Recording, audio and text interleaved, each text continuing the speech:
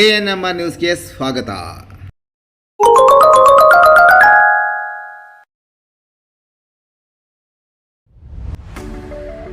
DE Preethi CBSE school Thimmasandra Chintamani.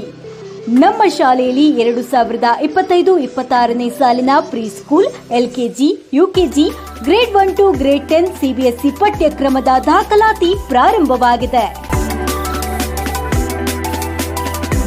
ನಮ್ಮಲ್ಲಿ IIT, JEE, NEET, integrated coaching ಅನ್ನು ನೀಡಲಾಗುತ್ತಿದೆ. ನಮ್ಮಲ್ಲಿ scouts and guides, yoga, karate, dance ಮುಂತಾದ ಕೋ-ಕರಿಕ್ಯುಲರ್, ಎಕ್ಸ್ಟ್ರಾ ಕರಿಕ್ಯುಲರ್ ಆಕ್ಟಿವಿಟೀಸ್ ತರಬೇತಿಯನ್ನು ನೀಡಲಾಗುತ್ತಿದೆ.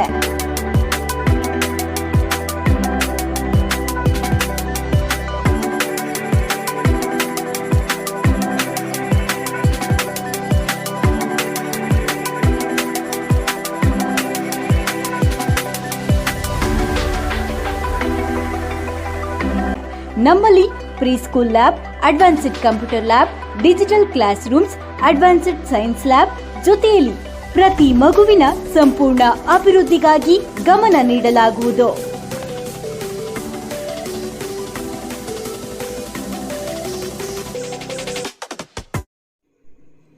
ಕಾಲ್ ತುಳಿತದಲ್ಲಿ ಮೃತಪಟ್ಟ ಚಿಂತಾಮಣಿಯ ದಂತ ವೈದ್ಯಕೀಯ ವಿದ್ಯಾರ್ಥಿ ಶ್ರವಣ್. ರಾಯಲ್ ಬೆಂಗಳೂರು ತಂಡದ ವಿಜಯೋತ್ಸವದ ವೀಕ್ಷಣೆಗೆ ಹೋಗಿದ್ದ ವೇಳೆ ಚಿನ್ನಸ್ವಾಮಿ ಕ್ರೀಡಾಂಗಣದ ಬಳಿ ಬುಧವಾರ ಸಂಭವಿಸಿದ ಕಾಲ್ತುಳಿತದಲ್ಲಿ ಚಿಂತಾಮಣಿ ತಾಲೂಕಿನ ಕಸ್ಬಾ ಹೋಬಳಿಯ ಕುಟ್ರಳ್ಳಿ ಗ್ರಾಮದ ನಿವಾಸಿ, ಬೆಂಗಳೂರಿನ ಡಾಕ್ಟರ್ ಅಂಬೇಡ್ಕರ್ ಡೆಂಟಲ್ ಕಾಲೇಜಿನಲ್ಲಿ 2ನೇ ವರ್ಷದ ಡೆಂಟಲ್ ವೈದ್ಯಕೀಯ ವಿದ್ಯಾರ್ಥಿಯಾಗಿ ವ್ಯಾಸಂಗ ಮಾಡುತ್ತಿರುವ KT ಶ್ರವಣ್ ಮೃತಪಟ್ಟಿದ್ದಾನೆ.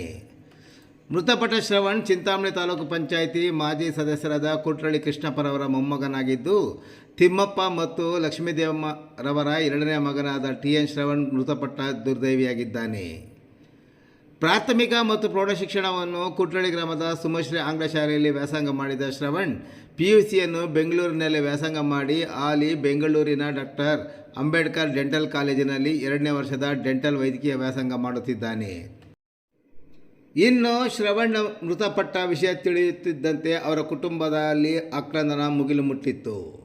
ಶವ ಇರುವ ಬೆಂಗಳೂರಿನ ಬೋರಿಂಗ್ ಆಸ್ಪತ್ರೆಗೆ ಪೋಷಕರು ಸೇರಿದಂತೆ ಸಂಬಂಧಿಕರು ತೆರಳಿದ್ದಾರೆ.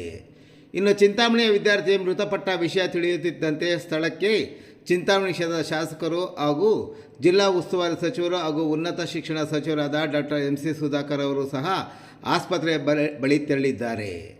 ಇನ್ನು ಗುರುವಾರ ಮರಣೋತ್ತರ ಪರೀಕ್ಷೆ ನಡೆಸಿದ ನಂತರ ಮಧ್ಯಾಹ್ನದ ವೇಳೆಗೆ ಮೃತ ವಿದ್ಯಾರ್ಥಿಯ ಪಾರ್ಥಿವ ಶರೀರ ಚಿಂತಾಮಣಿಗೆ ಬರಲಿದೆ ಎಂದು ಅವರ ಕುಟುಂಬದ ಮೂಲಗಳು ತಿಳಿಸಿವೆ.